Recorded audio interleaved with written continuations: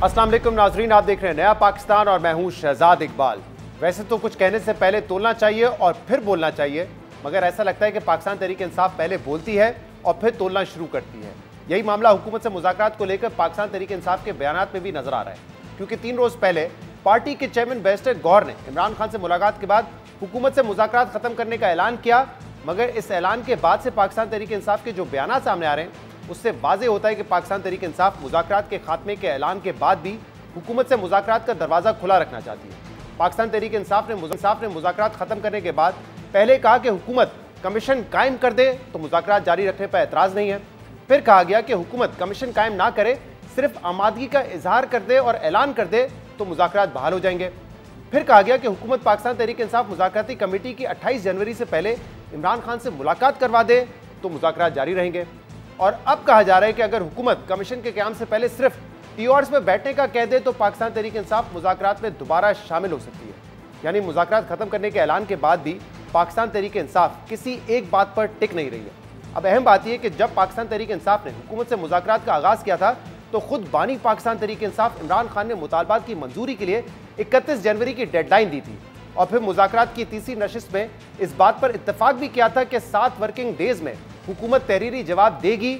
मगर फिर इन दोनों डेडलाइन से पहले ही पाकिस्तान तहरीक इंसाफ ने जल्दबाजी में मुज़ाकरात खत्म करने का ऐलान कर दिया और अब मुज़ाकरात की बहाली के लिए एक के बाद एक शर्त रखने का ख्याल सामने आ रहा है। हवाले से आज सहाफ़ी अकरम जुनैद की खबर के मुताबिक पार्टी ज़राए के हवाले से कहा गया है कि अगर हुकूमत फौरी तौर पर कमीशन कायम ना भी करे और पाकिस्तान तहरीक इंसाफ को सिर्फ ये यकीन दिला दे कि कमीशन के टर्म्स ऑफ रेफरेंस की तैयारी में पाकिस्तान तहरीक इंसाफ से राय ली जाएगी तो पाकिस्तान तहरीक इंसाफ मुज़ाकरात दोबारा शुरू कर सकती है।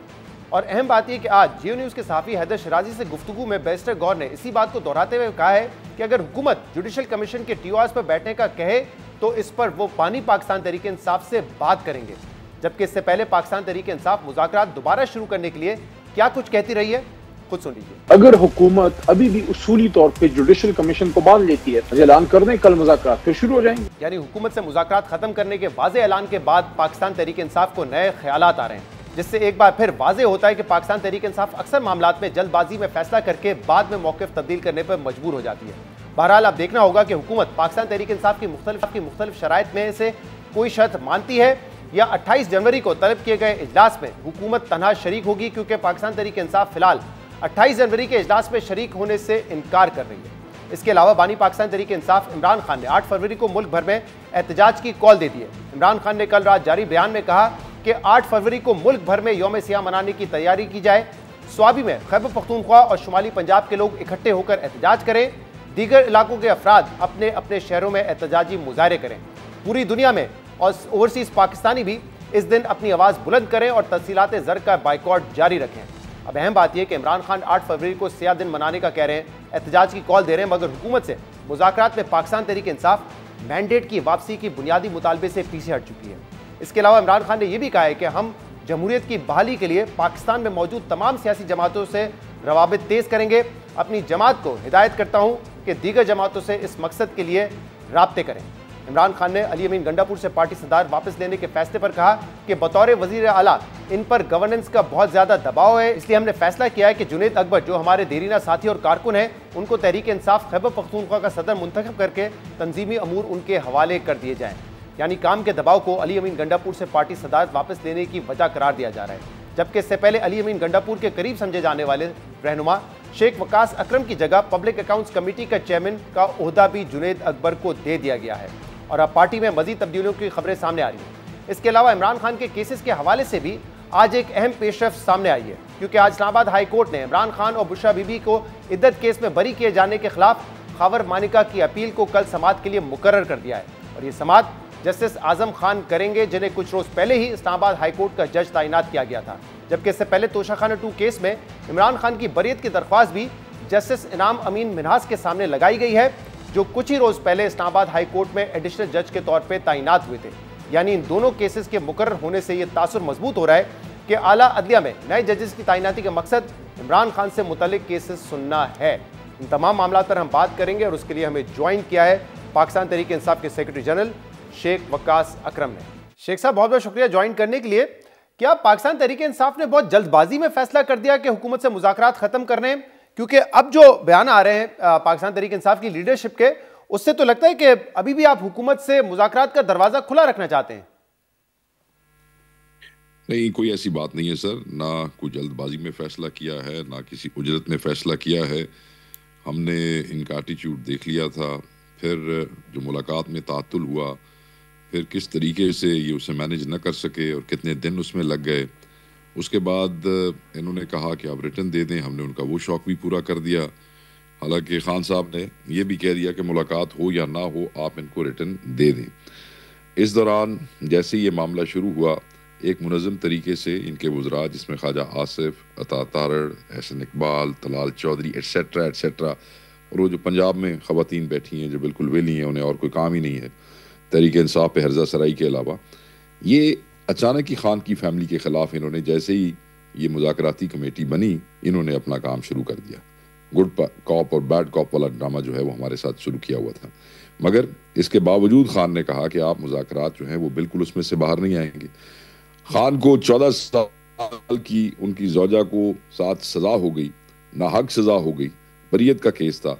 खान ने इसके बावजूद भी मुज़ाकरात से निकलने की बात नहीं की। उन्होंने कहा ये नत्थी नहीं है, हमको डील नहीं कर रहे, हम तो 26 के शुहदा और असीरों के इंसाफ की बात कर रहे हैं। अब हमने आपको 7 दिन दिए, और 7 दिन का मतलब 7 दिन है, वर्किंग डेज, 2 छुट्टियां, ये सारे ड्रामे करने का फायदा कोई नहीं है। वो तो एलामिया में था ना, 7 पार्टियां जो है ना, बस सर हमारे लिए 7 वर्किंग डेज उन्हें बताया यही गया था कि 7 का मतलब 7 है, 7 दिन पूरे हुए।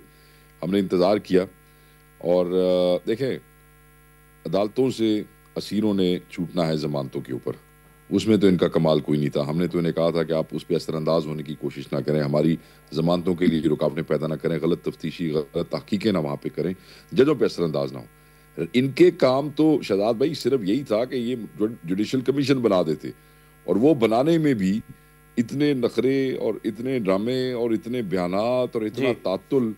7 दिन पूरे हुए और फिर सोने पे सुहागा।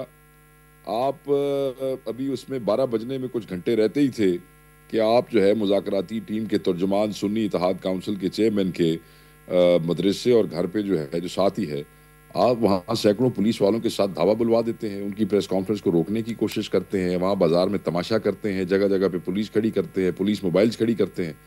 तो सबूताज तो आप करने वाले हैं, आप गैर संजीदा हैं। हमने तो 14 साल की नाहक सजा के ऊपर भी मुज़ाकरात से बाहर निकलने का फैसला नहीं किया।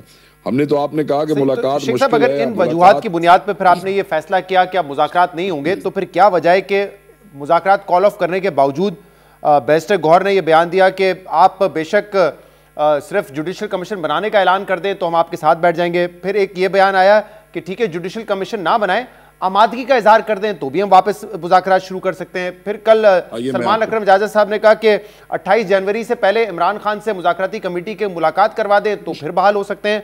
आज गौहर साहब ने यह कहा है कि ठीक है, जुडिशल कमीशन ना बनाएं, सिर्फ 2 आवर्स में बैठने का बता दें कि आप बैठेंगे हमारे साथ तो हम फिर बहाल कर देंगे मुज़ाकरात। पर ये कंडीशन क्यों लगा रहे हैं? मैं आपको बताता हूँ, इन सारी चीज़ों से बचने के लिए ही देखिए, ये दोनों ही हमारे जो हैं वो जिम्मेदार हैं और जिम्मेदार तरीन लोग हैं। एक चेयरमैन है, सेक्रेटरी जनरल है। किसी गुड फेथ में ऐसी गुफ्तगू उन्होंने कर दी होगी, हो सकता है सियाको सबाक कुछ हो, साफ़ी किस तरीके से बात करते हैं ये जवाब दे दिया हो। हमने इन्हीं चीज़ों से बचने के लिए कमेटी के अपना एक तर्जुमान मुकर्रर किया था, जिस तर्जुमान के मदरसे पे हमला किया गया था। मेरी उनसे और कमेटी के बाकी लोगों से और इन दोस्तों से भी बात हुई है, बड़ी क्लैरिटी है, कोई ऐसी बात नहीं है, मुज़ाकरात ओवर हैं और हम ये मुज़ाकरात जो है वो बिल्कुल किसी भी हवाले से इनके साथ नहीं शुरू करना चाहते। अगर कोई जुडिशल कमीशन बनाने का ऐलान करता भी है तो जब वो ऐलान करेगा तब हम देखेंगे। लेकिन कल जो बयान था जो सलमान अकबर राजा साहब ने तो इमरान खान से मुलाकात के बाद कहा है कि मुज़ाकराती कमेटी मुझसे आके मिले 28 तारीख से पहले तो हम इस पर गौर कर सकते हैं कि दोबारा मुज़ाकरात शुरू हो। मुज़ाकराती कमेटी के नहीं, आगे उन्होंने इतना एक्सप्लेन नहीं किया कि हम इसके ऊपर गौर कर सकते हैं, ये करेंगे। मैंने उनकी स्टेटमेंट सुनी है सारी, वो उतनी तफसील नहीं है। उन्होंने ये ज़रूर कहा है कि मुज़ाकराती कमेटी को जो है मिलने की इजाज़त देनी चाहिए, इसलिए कि वो कम अज़ कम ये तो बता सके कि इन्होंने किया क्या है। ये तो कम अज़ कम हो सके जो उनका कानूनी हक है मिलना, जो 3.5-4 महीने से इन्होंने रोका हुआ है। तो मेरे ख्याल में उससे ये अखज़ करना कि वो हम उसको बहाल करने के लिए तैयार हैं, अभी ऐसी कोई बात नहीं है। पार्टी के तर्जुमान की हैसियत से आप बताइए, क्योंकि वो तो ऑब्वियसली कमेटी के तर्जुमान है। पार्टी के तर्जुमान की हैसियत से बताएं, स्टेटस क्या है कि क्या दोबारा आगाज हो सकता है मुज़ाकरात का या बिल्कुल नहीं हो सकता? स्टेटस ये है सर कि मुज़ाकरात ख़त्म है, मुज़ाकरात, negotiation and dialogue committee, it's over. हमने हुकूमती रवैये को देखते हुए ये खान साहब के हुक्म की रोशनी में हम इस मुज़ाकरात से बाहर निकले हैं। जहाँ तक आपने बहाली की बात की, बहाली के हवाले से हम कोई ऐसा बयान नहीं देना चाहते जिससे ऐसे लगे और लोग चीज़ें फिर शेप अप कर लेते हैं कि हम बड़े एक्साइटेड हैं और बड़े कीन हैं। हम तो कीन थे, हमने इसीलिए कमेटी की फॉर्मेशन की थी और पहल की थी, मगर इनका रवैया अफसोसनाक था, मुनाफकाना रवैया था। अगर ये जुडिशल कमीशन जो है वो उसका नोटिफिकेशन कर देते हैं और वो अनाउंस कर देते हैं तो उसके बाद हम खान साहब से बात कर सकते हैं, मगर फिर फैसला क्या होगा क्या नहीं होगा ये तब की बात है। उसके बारे में अभी से कोई बयान देना ये मुनासिब नहीं है। तो अब जुडिशल कमीशन आप लोग कैसे बनवाएंगे, असीरान की रिहाई कैसे मुमकिन बनवाएंगे अगर मुज़ाकरात इसका रास्ता नहीं है? क्योंकि जुडिशल मामला था वो भी हमने देख लिया है, आप लोगों ने एहतजाज भी करके देख लिया, अब ये दो मुतालबात कैसे पूरे करेंगे आप? बिल्कुल पूरे करेंगे, क्यों नहीं पूरे करेंगे। देखें, पहली बात तो ये है कि हम तो कह रहे थे कि केसेस अगर छोटी अदालतों में ये जजों पे असरअंदाज होने की कोशिश करेंगे तो हम बड़ी अदालत में जाएंगे, बड़ी अदालत जो उससे उधर वहाँ असरअंदाज होंगे तो हम सुप्रीम कोर्ट में जाएंगे। जिस तरह आप ये समझ रहे हैं कि ये चीज़ें नहीं होंगी तो क्या है, तो आप सारी ज़िंदगी भी तो आप पाकिस्तानियों को बेगुनाह नाहक जेल में नहीं रख सकते। जहाँ रह गया जुडिशल कमीशन, आप आज इंक्वायरी नहीं कराएंगे सुप्रीम कोर्ट के 3 जजों से और एक ट्रांसपेरेंट चीज़ सामने नहीं लाएंगे, लोगों के साथ जुल्म करेंगे, नाहक करेंगे। जब हमारी हुकूमत आएगी, जो इंशाल्लाह आएगी, तो जो उसमें जुडिशल कमीशन बनेगा फिर आपको बड़ी तकलीफ होगी, क्योंकि वो तो बनेगा 26 की और 9 मई के फैक्ट्स तो सामने आने ही फिलहाल अगर मामलात ऐसे चलते रहे तो 2029 में इलेक्शन होंगे ना, फिर तो तब तक इमरान खान असीरान जेल में रहेंगे, जुडिशल कमीशन तब तक नहीं बनेगा। फिर सर बात यह है ना कि इतनी लंबी एजम्पशनें तो हमने कभी की नहीं है। एक मंसूबे होते हैं हुकूमतों के और एक मेरे रब का मंसूबा होता है, कोई पता नहीं होता किस वक्त क्या होगा। हमें नहीं पता था 8 फरवरी से पहले जब हम रूपोश थे कि हम इतनी बड़ी तादाद में आवाम हिम्मत करेगी और हम असम्बलियों में आ जाएंगे। हमें तो 8 फरवरी को सुबह भी अंदाजा नहीं था कि आज हमारे साथ क्या होगा। मेरे रब ने वो किया जो करवाने वालों की सोच से भी आगे था। सो ये इतने जोम में ना रहे। तो अब जो वे फॉरवर्ड प्लान है, कल इमरान खान साहब के एक्स अकाउंट पे ये कहा गया कि 8 फरवरी को आप एहतजाज करें, यौम सियाह मनाया जाएगा, लेकिन 8 फरवरी के हवाले से अब हुकूमत ये कहती है कि देखें आपने जो हमें अपने मुतालबात दिए उसमें तो मैंडेट की वापसी नहीं है, यानी कि आप हमारा मैंडेट तस्लीम कर रहे हैं। और ये बात दुरुस्त है, आप अपने इस बुनियादी मुतालबे से पीछे भी हटे, तो एक तरफ तो आप पीछे हटे, दूसरी तरफ आप कह रहे हैं कि यौम सियाह मनाएंगे। ये नहीं, बिल्कुल गलत है, झूठ बोलती है हुकूमत। मुज़ाकराती कमेटी में जो लोग हैं उनके वो झूठ बोलते हैं, जाहिल लोग हैं।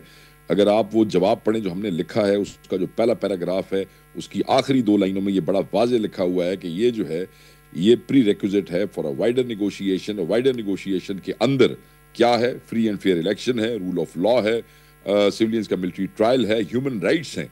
इसलिए ये 2 अहदाफ जो है चुने गए थे ऑब्जेक्टिव्स के तौर पे कि ये आसानी से सबसे पहले डिलीवर हो जाते हैं और हमें एक भी अपना नाहक असीर पॉलिटिकल वर्कर नहीं चाहिए पाकिस्तान तहरीक इंसाफ का जेल के अंदर।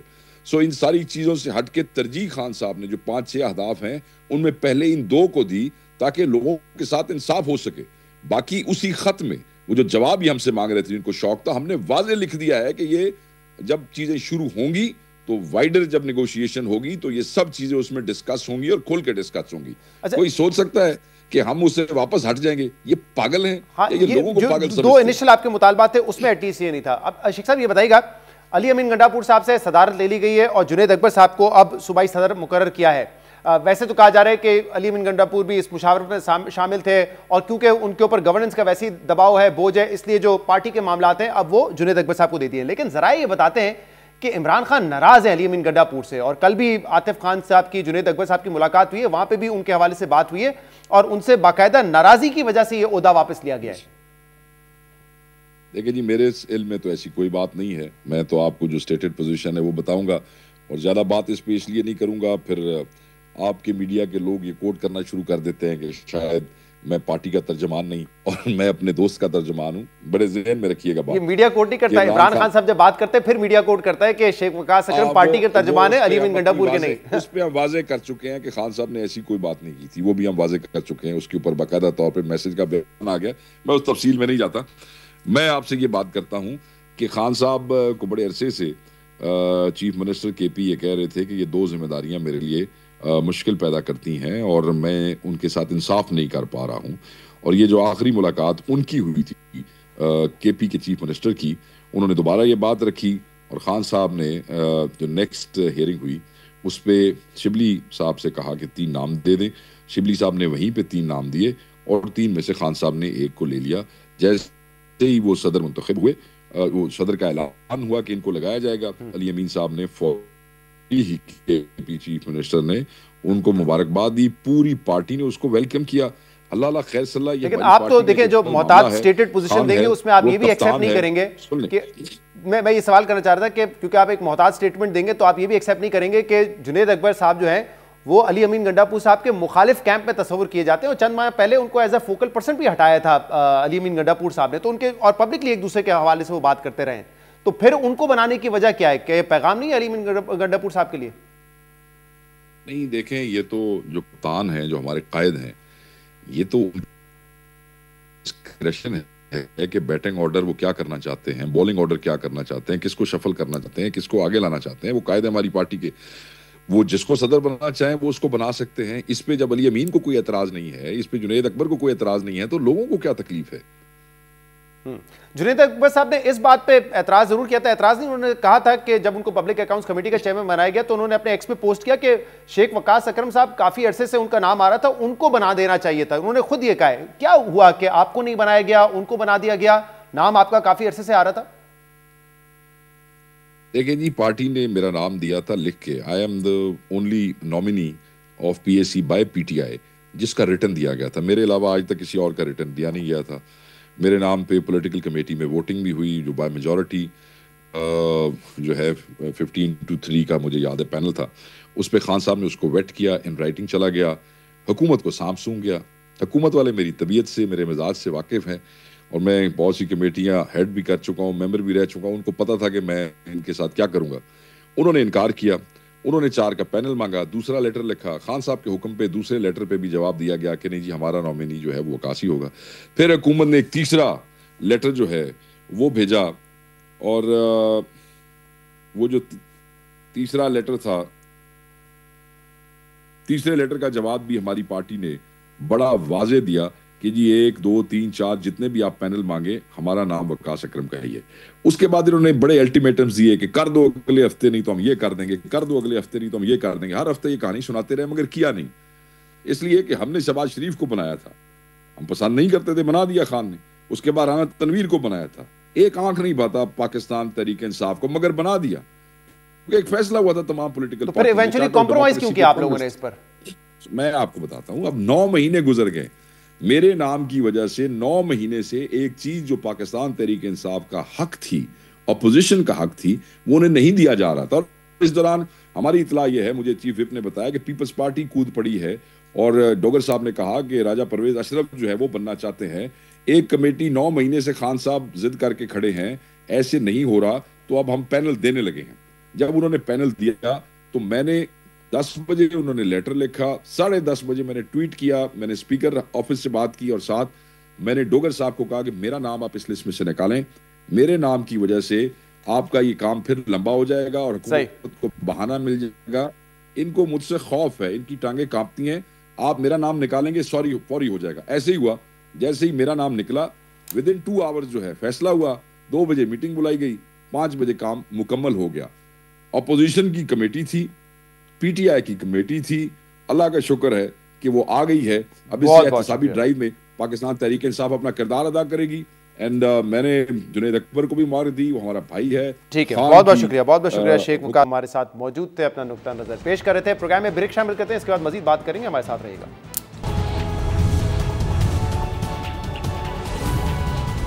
Welcome back. सुप्रीम कोर्ट पे 2 हफ्ते से जारी आईनी और रेगुलर बेंचेस के इख्तियारात पर जजेस के दरमियान इख्तलाफात बढ़े और अब इस तनाज़े में कल का दिन अहम होगा, क्योंकि कल एक तरफ 6 रुकनी लाजब बेंच एडिशनल रजिस्ट्रार नजर अब्बास की तौहीन अदालत की इंट्रा कोर्ट अपील पर समाअत करेगा, तो दूसरी तरफ जस्टिस मंसूर अली शाह की सरबराही में 2 रुकनी बेंच उसी तौहीन अदालत केस का महफूज फैसला सुनाएगा। 2 हफ्ते पहले कस्टम्स एक्ट के केस में रेगुलर बेंच के दायरा इख्तियार को चैलेंज किया गया था, जिसके बाद जस्टिस मंसूर अली शाह की सरबराही में 2 रुकनी बेंच ने रेगुलर और आईनी बेंच के दायराकार पर अहम समाअत की थी। इस केस में जहां जस्टिस मंसूर अली शाह ने यह सवाल उठाया था कि क्या जजेस कमेटी सुप्रीम कोर्ट के जुडिशल ऑर्डर को अंडू या खत्म कर सकती है, वहीं जुडिशल ऑर्डर पर अमल दरामद न करने पर एडिशनल रजिस्ट्रार सुप्रीम कोर्ट को तौहीन अदालत का नोटिस भी जारी किया था। समाअत के दौरान जस्टिस मंसूर अली शाह ने यह रिमार्क्स दिए थे कि जुडिशल ऑर्डर को अंडू करके जजेस कमेटी ने तौहीन अदालत की है, जिस पर जजेस कमेटी को तौहीन अदालत का नोटिस दे सकते हैं, लेकिन हम ऐसा नहीं करेंगे। जस्टिस मंसूर अली शाह ने इस केस में जुमेरात को फैसला महफूज किया था, जो अब कल सुनाया जाएगा। दूसरी तरफ इसी तौहीन अदालत के नोटिस को एडिशनल रजिस्ट्रार ने इंट्रा कोर्ट अपील में चैलेंज किया था और इस इंट्रा कोर्ट अपील पर समाअत के लिए जजेस कमेटी ने जुमेरात के रोज ही जस्टिस जमाल खान मंदोखेल की सरबराही में 6 रुकनी लाजर बेंच तश्कील दिया था, जिसमें जस्टिस जमाल मंदोखेल और जस्टिस मोहम्मद अली मजहर की शमूलियत पर कल जस्टिस मंसूर अली शाह ने एतराज उठाते हुए इसे कॉन्फ्लिक्ट ऑफ इंटरेस्ट करार दिया था। अब कल दिन 1 बजे जस्टिस जमाल मंदोखेल की सरबराही में 6 रुकनी बेंच एडिशनल रजिस्ट्रार की इंट्रा कोर्ट अपील पर समाअत करेगा। एडिशनल रजिस्ट्रार नजर अब्बास ने तौहीन अदालत के नोटिस के खिलाफ इंट्रा कोर्ट अपील में मौक़िफ़ अपनाया है कि मुझे इस मामले में कुर्बानी का बरक़ा बनाया गया है। बेंचेस इख्तियारात का मुकदमा 13 जनवरी को 27 जनवरी तक के लिए मुलतवी किया गया था, लेकिन बाद में मिलने वाले दूसरे हुक्मनामे में समाअत की तारीख तब्दील करके 27 के बजाय 16 जनवरी कर दी गई थी। शोकॉज नोटिस जारी करने से कबल वजाहत देने का मौका ना देना सुप्रीम कोर्ट के रूल्स और नेचुरल जस्टिस के असूलों की खिलाफ वर्जी है। इंट्रा कोर्ट अपील में एडिशनल रजिस्ट्रार ने इस्तदा की है कि मेरे खिलाफ शोकॉज नोटिस और रजिस्ट्रार ऑफिस की जानिब से जारी किया गया ऑर्डर वापस लिया जाए। अपील में मौक़िफ़ अपनाया गया है कि अदालत ने शोकॉज नोटिस जारी किया है, तो दूसरी तरफ प्रेस रिलीज जारी करके मुझे ओएसडी बना दिया गया है और कहा गया है कि मेरी गलती से केस रेगुलर बेंच में फिक्स हुआ है। अब कल एक तरफ 6 रुकनी बेंच इस अपील पर समाअत करेगा और दूसरी तरफ जस्टिस मंसूर अली शाह अपना फैसला सुनाएंगे कि नोटिस के बाद डिप्टी रजिस्ट्रार के खिलाफ तौहीन अदालत की कार्रवाई की जाए या अदालत रिस्ट्रेंट का मुजाहरा करेगी।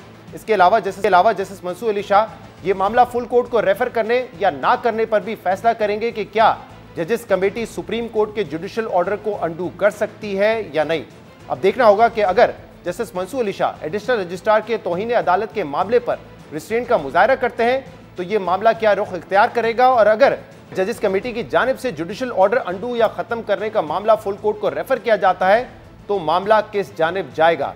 इन तमाम मामलों पर हम बात करेंगे, जिसके लिए हमें ज्वाइन किया है माहिर कानून जस्टिस रिटायर्ड शाहिद जमील ने। बहुत बहुत शुक्रिया शाहिद जमील साहब ज्वाइन करने के लिए। शाहिद साहब, हमने देखा था कि 2 हफ्ते पहले कस्टम्स एक्ट के केस में यह सवाल उठा था कि जो रेगुलर बेंच है उसका दायरा इख्तियार किया है, और फिर समाअत के दौरान हमने देखा, इन्हीं समाअतों के दौरान हमने देखा कि जो एडिशनल रजिस्ट्रार हैं उनको कंटेम्प्ट ऑफ कोर्ट का नोटिस जारी किया गया, और फिर इस पॉइंट पर आके ये फैसला महफूज किया है जस्टिस मंसूर अली शाह ने कि क्या जो जजेस कमेटी है वो एडमिनिस्ट्रेटिव ऑर्डर के जरिए जुडिशल ऑर्डर को अंडू कर सकती है या खत्म कर सकती है। और अब कल का दिन अहम है क्योंकि ये जो महफूज फैसला है ये भी कल सुनाया जाएगा, और इसके अलावा एडिशनल रजिस्ट्रार की जो इंट्रा कोर्ट अपील है वो भी कल 6 रुकनी बेंच ने सुननी है। तो बताइएगा कि मुमकिन फैसला क्या आ सकता है इस बेंच का, जो मंसूर अली शाह साहब का बेंच है, और उसके असरात क्या होंगे जो इंट्रा कोर्ट अपील है उसके ऊपर। Thank you Ahmad ji.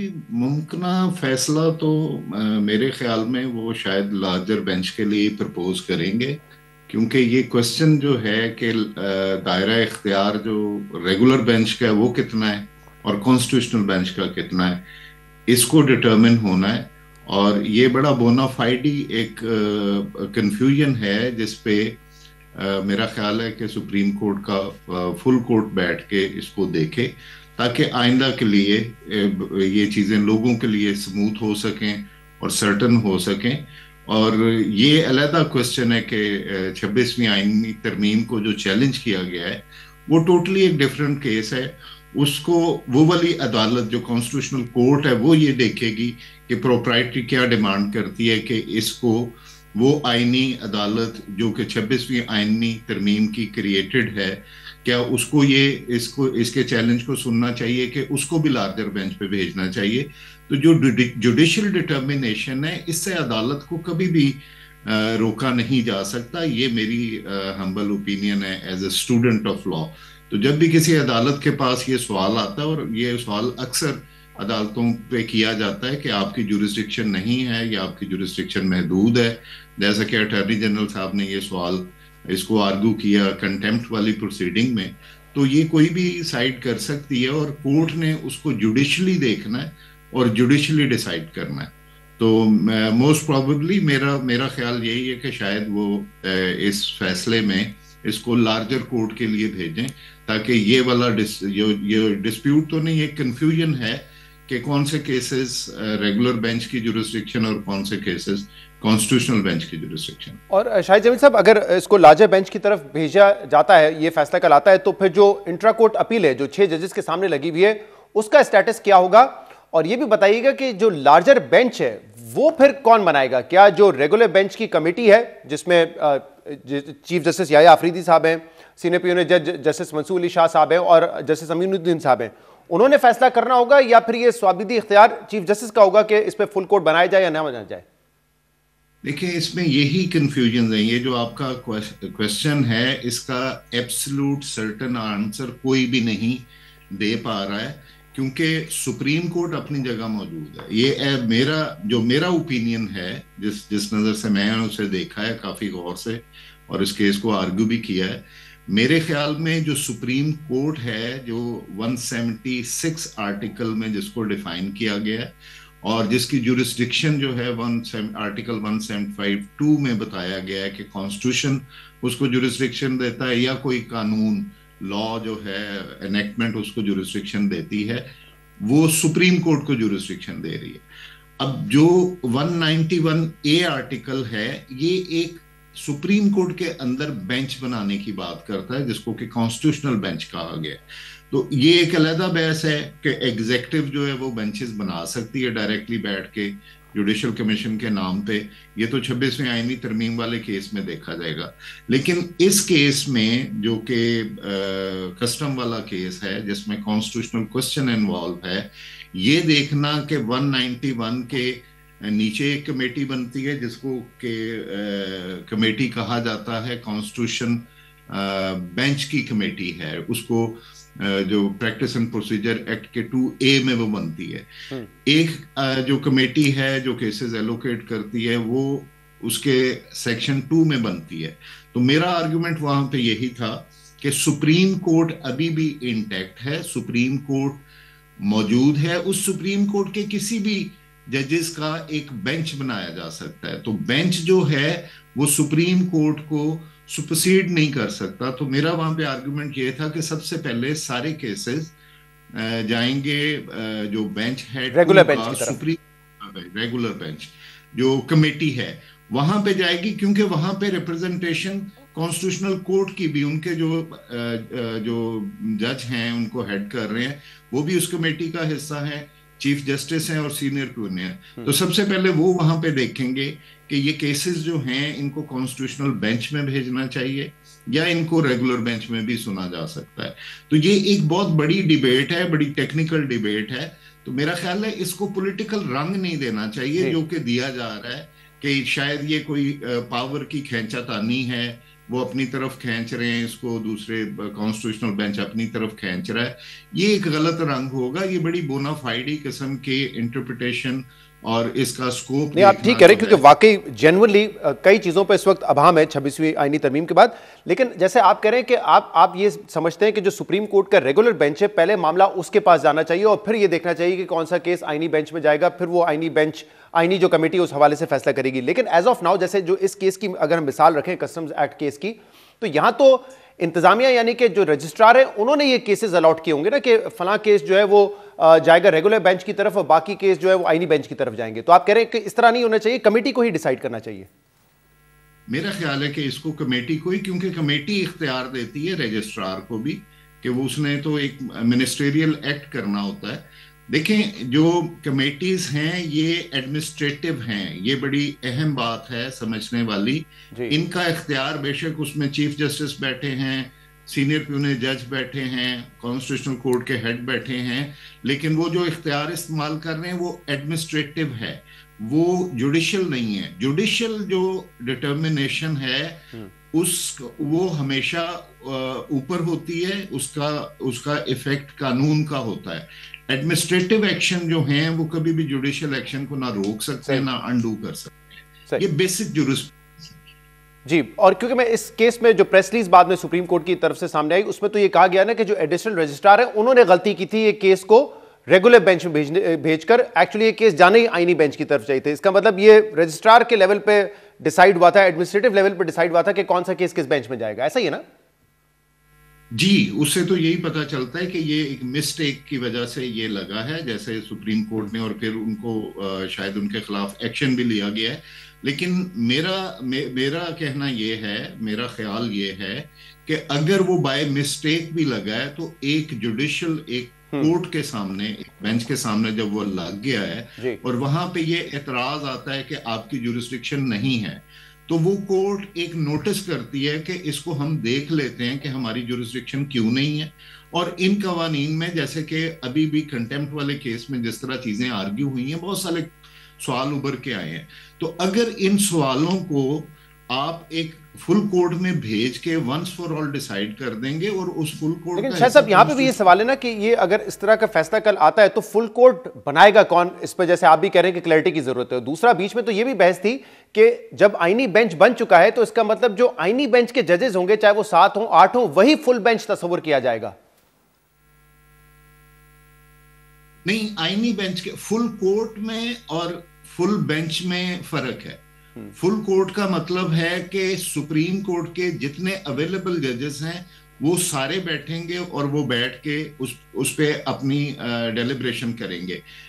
Full bench हम जो यहाँ पे हाई कोर्ट में 3 या 3 से बड़ा बेंच जो है, हम उसको फुल बेंच कहते हैं, और यहाँ पे उसको लार्जर बेंच कहा जाता है सुप्रीम कोर्ट में। तो सुप्रीम कोर्ट के अगर 7-8 जजेस बैठे हैं तो वो फुल कोर्ट नहीं है, वो सुप्रीम कोर्ट नहीं है। लेकिन सुप्रीम कोर्ट का एक बेंच का फैसला भी सुप्रीम कोर्ट का ही फैसला होता है। लेकिन जब कोई लार्जर इश्यू आता है तो पूरी कोर्ट बैठ के, जैसे माजी में भी होता रहा है, आज भी हो सकता है कि पूरी कोर्ट बैठ के जितने भी उसमें सिटिंग जजेस हैं उस पर डेलिब्रेशन करें और एक फैसला करें, ताकि उस फैसले का इम्पैक्ट जो है वो फिर सारे वो कॉन्स्टिट्यूशनल बेंच पे भी बाइंडिंग होगा और दूसरे जजेस पे भी बाइंडिंग, क्योंकि जो प्रैक्टिस एंड प्रोसीजर कमेटी थी उस पर भी पहले सुप्रीम कोर्ट का फुल बेंच बैठा था। शाहिद जमील साहब, क्योंकि आपको रिटायर हुए हुए अदालत से, हाई कोर्ट से ज्यादा वक्त नहीं हुआ है, तो मैं जरा आपकी इसमें मुआवना चाहूंगा और आपका पॉइंट ऑफ व्यू चाहूंगा, क्योंकि पिछले कुछ अरसे से हम ये देख रहे हैं, कुछ सालों से हम ये देख रहे हैं कि जजेस के दरमियान तकसीम थी, लेकिन अब जब 26वीं तरमीम आई तो कहा गया कि इससे ये तकसीम खत्म होगी। आपको ये होता हुआ नजर आ रहा है या आपको लगता है कि क्योंकि आईनी बेंच, रेगुलर बेंच अलग हो गए तो इससे ये तकसीम कम नहीं होगी, मजीद बढ़ेगी? क्योंकि हम देख रहे हैं कई अदालतों में, सिंध हाई कोर्ट की मिसाल सामने है कि टॉप जो 8 जजेस हैं वहां पे, सीनियर 8 जजेस, उनको आईनी बेंच का हिस्सा नहीं बनाया गया, वो रेगुलर बेंच में ही है। तो उनमें से कई ऐसे होंगे जो अपने पूरा करियर इस पर गुजारते रहे कि वो आईनी केसेस सुनते रहे, तो उनमें एक जाहिर सी बात है खलीज तो रह जाएगी। तो आपको लग रहा है कि ये इवेंचुअली तकसीम खत्म होगी या बढ़ेगी, जो अब हमने एक सिस्टमाइज कर दिया है एक तरीके से इस तकसीम को? अब ये आपका सवाल जो है ये अब सियासी हो गया, ये लॉ से थोड़ा सा हट गया है। लेकिन जो ये फैक्ट्स हैं और जो मेरी असेसमेंट है कि पहले भी कुछ गलतियां जो जुडिशरी की तरफ से हुई बड़ी सीरियस थी, उनकी वजह से ये तकसीम थी। और अब ये जो एग्जीक्यूटिव ने इसको इंट्रूड किया है, मैं तो यही वर्ड यूज करूंगा। देखें, जो प्रिंसिपल है ना कॉन्स्टिट्यूशन का और डेमोक्रेसी का बेसिक प्रिंसिपल है सेपरेशन ऑफ पावर, और ये 3 पिलर जो हैं, तीन जो इसके ऑर्गन्स हैं, ये एक दूसरे पे चेक एंड बैलेंस का काम करते हैं, और इसी पे ये कॉन्स्टिट्यूशन खड़ा होता है, इसी पे डेमोक्रेसी जिसको हम कहते हैं और डेमोक्रेटिक सिस्टम कहते हैं, वो इसी पे ही खड़ा होता है। उसमें एक लेजिस्लेचर है, एक एग्जीक्यूटिव है और एक जुडिशरी है। अब जुडिशरी ने अपनी डोमेन में रह के काम करना है, एग्जीक्यूटिव ने इम्प्लीमेंट करनी है अपनी पॉलिसीज को और लॉ को, और लॉ बनाना है मुकन्नना ने। ये जो बहस है कि लेजिस्लेचर सुप्रीम है कि सुप्रीम कोर्ट सुप्रीम है, ये सिर्फ सियासी बहस है जिससे लोगों को, मैं ये वर्ड मजबूरन यूज कर रहा हूं, कि गुमराह किया जा रहा है।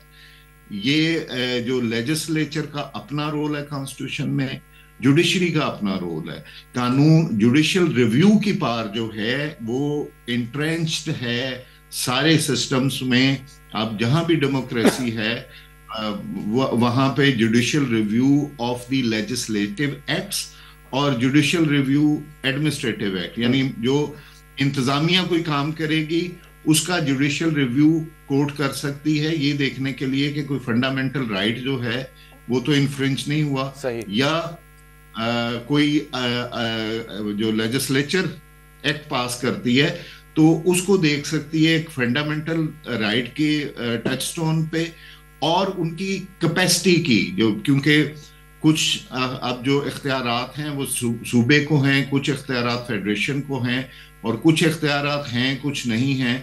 तो ये इस लेजिस्लेचर को, मुकन्नना को बरतानिया की मुकन्नना से कंपेयर करना कि जी ये वो किसी ब्लू आइड बच्चे को जो है वो कुछ भी कह सकते हैं, डिक्लेयर कर सकते हैं, it is not in the countries where constitution is made and legislature is a product. Now keeping this in mind, Shahid Jamil साहब, मैं फिर पूछूंगा कि आपको लगता है कि तकसीम कम होगी या तकसीम बढ़ेगी?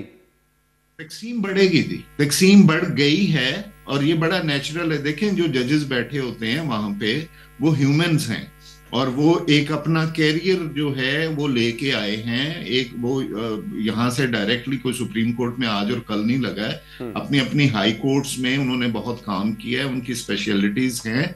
एक एक्सपेक्टेशन, लेजिटिमेट एक्सपेक्टेशन है कि सुप्रीम कोर्ट में वो जाएंगे, उनको ये केसेस मिलेंगे, और अगर उसमें जो जुडिशल कमीशन है जो कि डोमिनेट करता है, जिसमें ज्यादा लोग जो हैं वो इंतजामिया से हैं, वो उसको उनके वोट ज्यादा हैं, वो बैठ के कुछ एक दो जजेस के वोट के साथ अगर डोमिनेट कर देंगे इस अदारे को, तो सेपरेशन ऑफ पावर का प्रिंसिपल खत्म हो जाएगा, और आप उन जजेस पे कॉन्स्टिट्यूशनल बेंच बना देंगे। जो कराची वाली सिंध हाई कोर्ट की मिसाल आपने बड़ी एप्टली दी है कि वहां पे आपने ऊपर के 7-8 जजेस को इग्नोर करके जूनियर जजेस का बेंच बना दिया है, तो उसमें एंजाइटी भी होगी, वो डिसअपॉइंटमेंट भी होगी, और ये एक ह्यूमन एलिमेंट्स हैं, इनको दबाया नहीं जा सकता। बहुत बहुत शुक्रिया, बहुत बहुत शुक्रिया। जस्टिस रिटायर्ड शाहिद जमील मौजूद थे। प्रोग्राम में एक ब्रेक शामिल करेंगे, इसके बाद मजीद बात करेंगे। स्टे विद अस।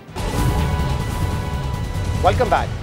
शहबाज शरीफ की वफाकी हुकूमत को 8 फरवरी के इलेक्शन के बाद से लेकर आज तक इंसानी हकूक और आज़ादी अज़हार से मुतल्लिक मुतनाज़ा कानून साजियों पर मुख्तलिफ हलकों की जानिब से मुसलसल तनकीद का सामना है, मगर अपोजिशन, सिविल सोसाइटी और सहाफ़ती तंजीमों की इस तनकीद के बावजूद वफाकी हुकूमत की जानिब से मुतनाज़ा कानून साजियों का सिलसिला जारी है, जिसकी ताज़ा मिसाल पीका एक्ट में तरमीम का मुतनाज़ा कानून है, जो हुकूमत ने कौमी असम्बली से तो उजरत में मंजूर करवा लिया, मगर इसके बाद जब ये बिल सेनेट में पहुंचा तो वफाकी वजीर इत्तलात अता तारर और सेनेटर इरफान सिद्दीकी की कोशिशों की वजह से ये बिल सेनेट की फौरी मंजूरी के बजाय मुतल्लिका कमेटी के सुपुर्द कर दिया गया, ताकि बिल पर कमेटी अरकान और मुतल्लिका स्टेक होल्डर्स के दरमियान बहस और मुशावरत हो सके।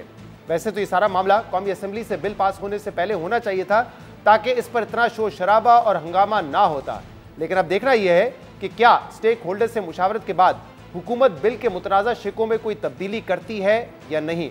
अहम बात यह कि वफाकी वजीर इत्तलात अताउल्लाह तारर ने इस बिल के हवाले से यह दावा किया था कि यह कानून वर्किंग जर्नलिस्ट के खिलाफ नहीं है, बल्कि ये कानून सिर्फ डिजिटल मीडिया पर नफरत फैलाने वालों के खिलाफ इस्तेमाल होगा और पेशावर सहाफ़ियों को तहफ़्फ़ुज़ फराहम करेगा। डिजिटल मीडिया के ऊपर क्या वजह है कि वाजिबुल कत्ल करार दें, किसी पे ब्लास्फेमी का इल्जाम लगाएं, किसी को कहें कि इसका घर तोड़ दो, आग लगा दो, कोई अथॉरिटी उसका नोटिस नहीं ले सकती। इसके अंदर पहली दफा सोशल मीडिया को डिफाइन किया गया है कि सोशल मीडिया है क्या। कोई भी शख्स जो पेशा सहाफत से मुंसलिक है, या वो सहाफी है या वर्किंग जर्नलिस्ट है, वो इस बिल से इफेक्ट नहीं होता। अता तारर कह रहे थे कि ये कानून वर्किंग जर्नलिस्ट नहीं बल्कि डिजिटल मीडिया पर नफरत आमेज मवाद फैलाने वालों के खिलाफ है, लेकिन माजी में देखा गया है कि इस किस्म के कवानीन वर्किंग जर्नलिस्ट और तनकीदी आवाज़ों को दबाने के लिए भी इस्तेमाल होते रहे, जिसकी कई हालिया मिसालें हमारे सामने मौजूद हैं। 2 रोज पहले पाकपतन में एक व्हाट्सएप ग्रुप पर वजीर आला पंजाब मरियम नवाज के खिलाफ हद तक आमेज और नाजायबा पोस्ट शेयर होने पर व्हाट्सएप ग्रुप के एडमिन को पीका एक्ट के तहत गिरफ्तार कर लिया गया था। हालांकि ग्रुप में वो पोस्ट एडमिन की जानिब से शेयर भी नहीं की गई थी। एफआईआर के मुताबिक व्हाट्सएप ग्रुप में मरियम नवाज के खिलाफ नाजेबा जबान और गैर इखलाकी पोस्ट शेयर की गई थी, जबकि व्हाट्सएप ग्रुप एडमिन को यह मालूम होने के बावजूद कि ये पोस्ट गैर इखलाकी और गैर कानूनी है, लेकिन फिर भी उन्होंने इस पोस्ट को डिलीट नहीं किया, बल्कि ग्रुप के दूसरे अरकान को यह मवाद देखने का मौका फराहम किया। यानी इस किस्म की गिरफ्तारियों से ये वाज़ेह होता है कि फेक न्यूज़ रोकने की आड़ में जो कवानीन बनाए गए हैं वो इतने ब्रॉड बेस्ड और मुबम होते हैं कि इसके तहत किसी को भी गिरफ्तार किया जा सकता है। जबकि इसी तरह पिछले माह एफआईए की जानिब से जियो न्यूज़ के सहाफ़ी आसिफ बशीर चौधरी समेत 150 सहाफ़ियों के खिलाफ भी पीका कानून के तहत मुकदमा दर्ज किए गए थे। हालांकि मुतासरा सहाफ़ियों को यह भी नहीं पता था कि उन पर इल्ज़ाम क्या लगाया गया है। अब अहम बात यह कि फेक न्यूज़ और सोशल मीडिया पर नफरत आमेज मवाद यकीनन एक मसला है और इसे संजीदगी से निपटने की जरूरत भी है। और जैसे प्रिंट मीडिया को प्रेस काउंसिल ऑफ पाकिस्तान और इलेक्ट्रॉनिक मीडिया पर पैमरा के जरिए रेगुलेशन की जाती है, वैसे ही डिजिटल मीडिया को भी रेगुलेट किया जाना चाहिए।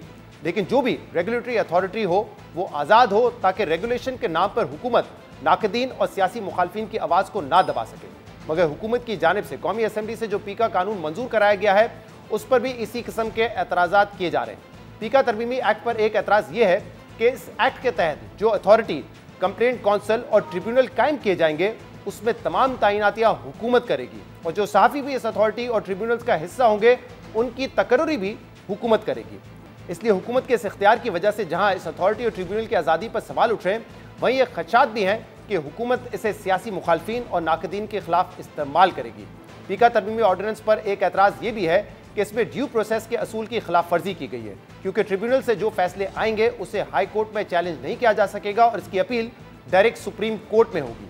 पीका तरमीमी एक्ट में फेक न्यूज़ और नफरत आमेज मवाद की जो तारीफ की गई है वो भी बहुत वसी है, जिससे इसके इतलाक का दायराकार बहुत बढ़ने का खदशा है, क्योंकि एक्ट में कहा गया है कि कोई भी ऐसी इंफॉर्मेशन जो नजरिया पाकिस्तान के खिलाफ हो, तशद्दुद पे उकसाती हो, तौहीन मज़हब या मजहबी मुनाफरत में उकसाती हो, अदलिया, अफवाज पाकिस्तान, अरकान पार्लियामेंट और सूबाई असम्बली के अरकान के खिलाफ हो, या कोई भी ऐसी इंफॉर्मेशन जो फेक हो या ऐसा लगे कि वो फेक है, तो उसे फेक न्यूज़ और नफरत आमेज मवाद करार दिया गया है और उस जुर्म में 3 साल तक सज़ा या 20 लाख रुपए तक का जुर्माना हो सकता है।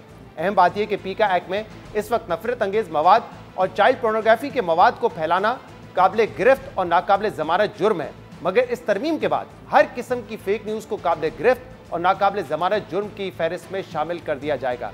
इसलिए ये खदशात हैं कि हुकूमत इसे सियासी मुखालफिन की गिरफ्तारियों के खिलाफ इस्तेमाल करेगी। इसी तरह पीका तरमीमी एक्ट के मुताबिक इससे अखबारात और टीवी चैनल्स पर 2 रेगुलेटरी अथॉरिटीज़ का इतलाक होगा, क्योंकि अखबारात और टीवी चैनल्स को रेगुलेट करने के लिए पहले ही अथॉरिटीज़ मौजूद हैं और अब अगर ये तरमीम मंजूर हो जाती है तो अखबार के डिजिटल वर्जन और टीवी चैनल्स के कंटेंट की डिजिटल स्ट्रीमिंग पर नई अथॉरिटी का इतलाक भी होगा। पीका एक्ट में एक बड़ा एतराज़ ये भी है कि इसके तहत कायम होने वाली अथॉरिटी आज़ाद या खुद मुख्तार नहीं होगी, बल्कि वफाकी हुकूमत के मातहत होगी और वफाकी हुकूमत जो अहकामात और पॉलिसीज़ जारी करेगी वो ये अथॉरिटी मानने की पाबंद होगी। इसी तरह पीका तरमीमी एक्ट में यह भी कहा गया है कि अथॉरिटी सोशल मीडिया प्लेटफॉर्म्स पर काबिल एतराज़ मवाद की सूरत में इन प्लेटफॉर्म्स की जानिब से कवानीन की पासदारी ना करने पर इन प्लेटफॉर्म्स को जुज़वी या मुकम्मल तौर पर ब्लॉक किया जाएगा। लेकिन अहम बात यह है कि हुकूमत अभी तक किसी सोशल मीडिया प्लेटफॉर्म का दफ्तर पाकिस्तान में नहीं खुलवा सकी है, तो फिर इन फोरम्स को कानून पर अमल दरामद के लिए कैसे मजबूर किया जाएगा। यानी कि इस तरमीम का इतलाक प्लेटफॉर्म्स पर होना तो नामुमकिन नजर आता है, मगर इन प्लेटफॉर्म्स के सार्फिन और आम शहरियों पर ही इसका इतलाक होगा। पीका तरमीम एक्ट पर ये एतराज़ात हैं, इसलिए बेहतर है कि हुकूमत स्टेक होल्डर्स से मुशावरत करके इन मुतनाज़ा शिकों को वापस ले। आज के प्रोग्राम में इतना ही। शो से इजाज़त दीजिए। अल्लाह हाफ़िज़।